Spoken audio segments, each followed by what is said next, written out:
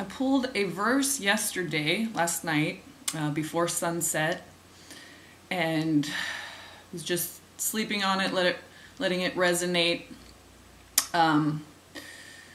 So when I opened up, I automatically look at my right thumb for whatever reason first, but probably because the Hebrew in me just wants to go from right to left all the time. You can read magazines that way, but books and things, unless they're Hebrew.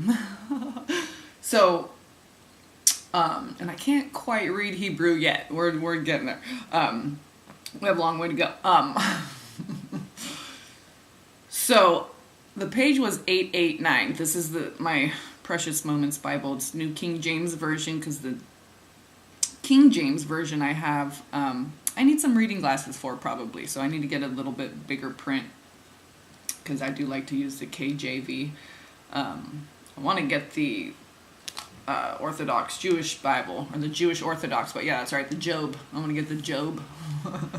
The Job Bible. So it was page 889. So I looked at my right thumb, and it's Lamentations, and I look up at the page, and it's 889, and I'm like, oh, that means I opened up to page 888 on the left, because this was the right page. Excuse me. So we're going to read Lamentations 3. Turn the light on here. Okay, but we're going to read a little bit of the end of Lamentations 2.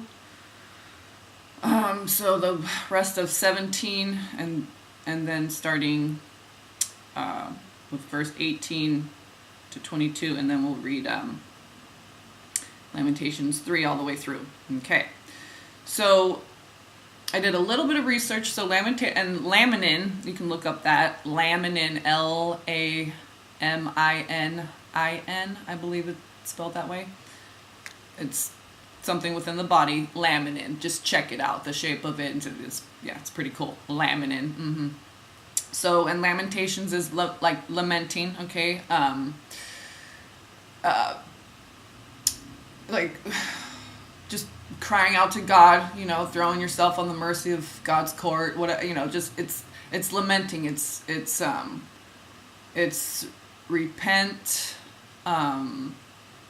repenting, kind of the energy of just humbling yourself before God. It's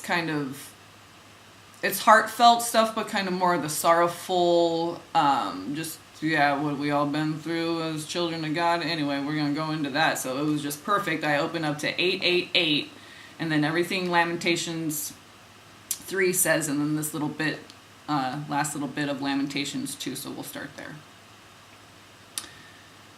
Which is the rest of Lamentations 2:17 is where we're beginning. Just starting with the first word on page 888. He has fulfilled his word, which he commanded in days of old. This is all capital H, talking about the Lord. Okay. He has thrown... Oh, and also something about Lamentations is... so it's written in more of like a poetic kind of... I was reading someone's...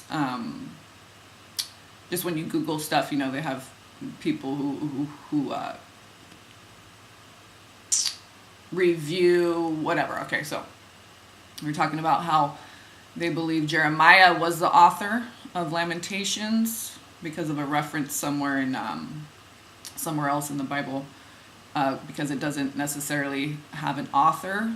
But people have theorized that it is Jeremiah, the author of Lamentations, is the prophet Jeremiah, and that it's written in this poetic type form, like a parable poem, because it stimulates something when it's written in this form, to activate you. So here we go. He has fulfilled his word, which he commanded in days of old. He has thrown down and has not pitied, and he has caused an enemy to rejoice over you. He has exalted the horn of your adversaries. And I might get a little emotional because I already read through this last night, so, okay. Their heart cried out to the Lord, O wall of the daughter of Zion, let tears run down like a river day and night. Give yourself no relief, give your eyes no rest. Arise, cry out in the night, at the beginning of the watches. Pour out your heart like water before the face of the Lord. Lift your hands toward him for the life of your young children who faint from hunger at the head of every street. See, O Lord, and consider, to whom have you done this? Should the women eat their offspring, the children they have cuddled? Should the priest and prophet be slain in the sanctuary of the Lord? Young and old lie on the ground in the streets. My virgins and my young men have fallen by the sword.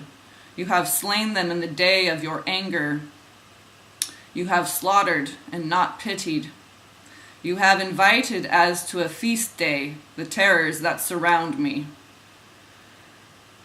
That line, the terrors that surround me, that hit me hard. In the day of the Lord's anger, there was no refugee or survivor. Those whom I have borne and brought up, my enemies have destroyed. Okay, now here we go with Lamentations 3. The prophet's anguish and hope. I am the man who has seen affliction by the rod of his wrath. He has led me and made me walk in darkness and not in light. Surely he has turned his hand against me, time and time again throughout the day. He has aged my... This is the part that really...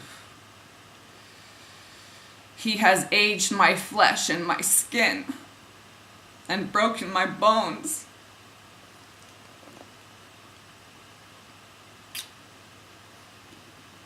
He has besieged me and surrounded me with bitterness and woe.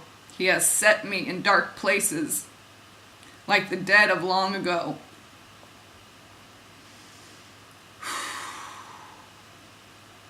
This is when okay, I'll get through it here. Okay. He has hedged me in so that I cannot get out. He has made my chain heavy. Even when I cry and shout, he shuts out my prayer. He has blocked my ways with hewn stone. He has made my paths crooked. He has been to me a bear lying in wait, like a lion in ambush. He has turned aside my ways and torn me in pieces. He has made me desolate. He has bent his bow and set me up as a target for the arrow. Also, that target word, the flesh and skin, and then the target, and the barricading you in the hedge. He has hedged me in so that I cannot get out. Lamentations 3:7. Okay. He has caused the arrows of his quiver to pierce my loins. I have become the ridicule of all my people, their taunting song all the day. He has filled me with bitterness. He has made me drink wormwood. He has also broken my teeth with gravel. I've actually had a lot of dreams like that where your teeth are just crumbling out like gravel, like rocks in your mouth. And covered me with ashes. You have moved my soul far from peace. Yeah, that's all I want. That's all my soul desires is peace. My soul, because I don't know what I am or I means, but I know my soul, something within me just desires that peace, just peace. So your soul can breathe and expand, your spirit can be free. I have forgotten prosperity, and I said, my strength and my hope have perished from the Lord. Remember my affliction and roaming, the wormwood and the gall. My soul still remembers and sinks within me. This I recall to my mind, therefore I have hope. Through the Lord's mercies we are not consumed, because his compassions fail not. Let me read that one more time. Actually, these two verses are highlighted in gray, so maybe these are famous verses. So it's Lamentations 3:22 and 3:23. 3:22.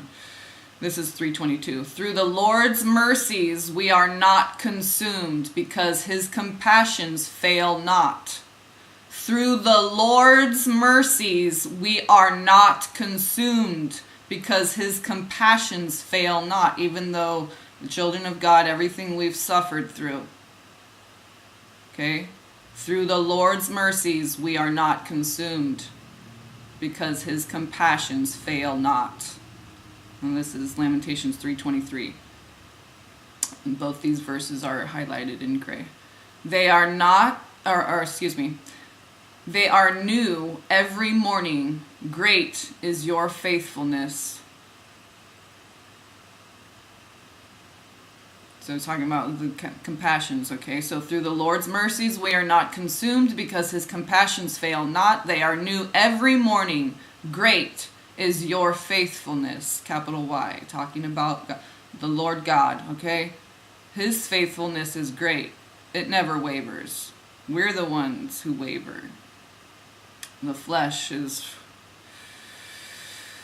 like poison to the spirit. That's probably in the Bible somewhere. I don't know, I feel that. The Lord is my portion, says my soul. Therefore I hope in him. The Lord is good to those who wait for him, to the soul who seeks him. It is good that one should hope and wait quietly for the salvation of the Lord. It is good for a man to bear the yoke in his youth. Yeah, don't stave off getting with God, because you never know when when you'll draw your last breath. We don't know. God knows, but we don't know. So we shouldn't waste any time being idle, rebelling against God. So it says, it is good for a man to bear the yoke in his youth. Okay, God's yoke. The nucleus. Okay. Let him sit alone and keep silent, because God has laid it on him. Let him put his mouth in the dust. There may yet be hope. Let him give his cheek to the one who strikes him, and be full of reproach. For the Lord will not cast off forever. Though he causes grief, yet he will show compassion according to the multitude of his mercies. For he does not afflict willingly, nor grieve the children of men, to crush under one's feet all the prisoners of the earth, to turn aside the justice due a man. Justice card keeps coming up too. Before the face of the Most High, or subvert a man in his cause. The Lord does not approve. Let me read that one more time. To turn aside the justice due a man before the face of the Most High, or subvert a man in his cause, the Lord does not approve. One more time. To turn aside the justice due a man or woman, okay, a person, before the face of the Most High. So according to God, this person is due this justice. Or subvert a man in his cause, so try to get in the way of his mission and his divine guidance, or hers. The Lord does not approve. Oh no, does not likey.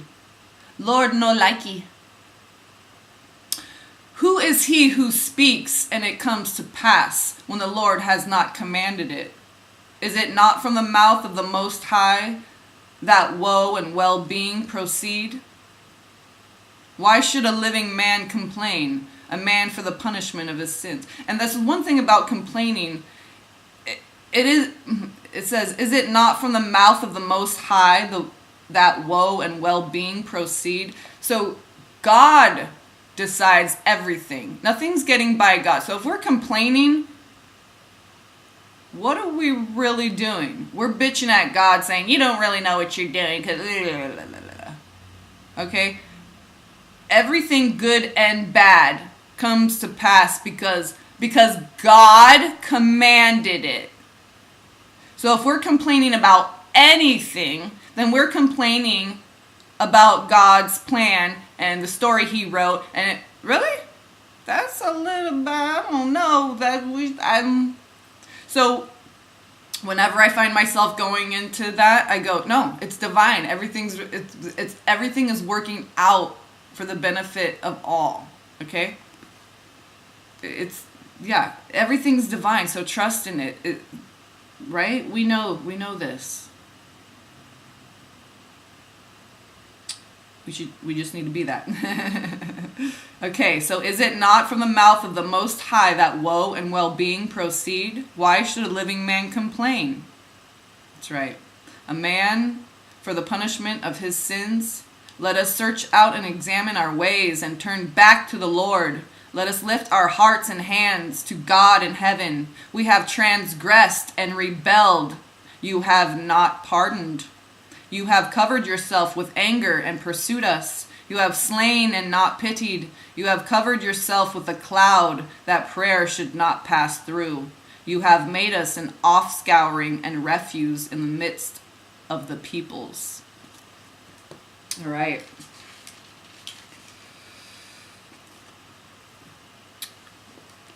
All our enemies have opened their mouths against us. Fear and a snare have come upon us. Desolation and destruction. My eyes overflow with rivers of water for the destruction of the daughter of my people. My eyes flow and do not cease without interruption, till the Lord from heaven looks down and sees. My eyes bring suffering to my soul because of all the daughters of my city. My enemies without cause hunted me down like a bird. That one got me too. My enemies without cause hunted me down like a bird. They silenced my life in the pit and threw stones at me. The waters flowed over my head. I said, I am cut off. I called on your name, O Lord, from the lowest pit. You have heard my voice. Do not hide your ear from my sighing, from my cry for help. You drew near on the day I called on you and said, do not fear. O Lord, you have pleaded the case of... That's right. Oh, Lord, you have pleaded the case for my soul. You have redeemed my life. Oh, Lord, you have seen how I am wronged. Judge my case. You have seen all their vengeance, all their schemes against me. You have heard their reproach, O Lord, all their schemes against me, the lips of my enemies and their whispering against me all the day. Look at their sitting down and their rising up. I am their taunting song. Repay them, O Lord, according to the work of their hands. Give them a veiled heart. Your curse be upon them. It has an exclamation point. That's why I said that. Give them a veiled heart. Your curse be upon them. In your anger, pursue and destroy them from under the heavens of the Lord. Love, peace, and blessings.